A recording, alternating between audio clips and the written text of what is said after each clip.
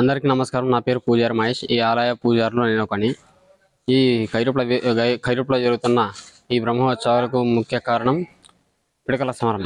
ఈ పిడకల సమరం అనేది త్రేతాయుగం నాటి ముందు జరిగిన కథ. ఈ ఈ త్రేతాయుగం నందు వీరభద్రస్వామి హంద్రీ నది ఎందు ఆవిర్భవించి అక్కడి నుంచి రెండు ఎద్దులు పట్టుకొని వచ్చి ఆ ఎద్దులని ఇప్పుడు కర్రీ పుల్లగా ఉంది.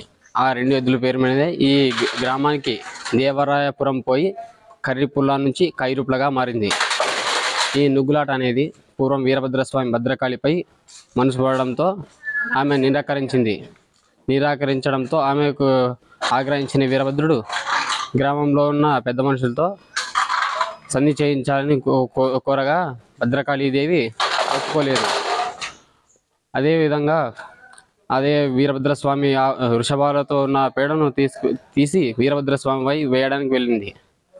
ఆ పేడ కాస్త వాయుదేవుని సహాయంతో పిడకలుగా మారి వీరభద్రుడి నుంచి దూరం పడ్డాయి. అదే ఒక ఆచారంతో ఇప్పటికీ అలాగనే నడుస్తుంది. పూర్వం రాళ్ళతో కొట్టుకున్నారు. ఆ రాళ్ళతో కొట్టుకోవడం ఇప్పుడు పిడకలతో కొట్టుకోవడం ఆచరిస్తూ ఆచార వ్యవహారాలను పాటిస్తున్నాము. అదేవిధంగా ఇక్కడ భద్రకాళి వీరభద్రేశ్వర స్వామి వారి కళ్యాణం అంగరంగ వైభవంగా జరుగుతుంది. తదనంతరం రథోత్సవం, మరుసటి రోజు రాత్రి భద్రకాళి సొమ్ము దోచుట, మరుసటి రోజు వసంతోత్సవంగా జరిగి ఈ ఆలయంలోని బ్రహ్మోత్సవాలు ముగుస్తాయి.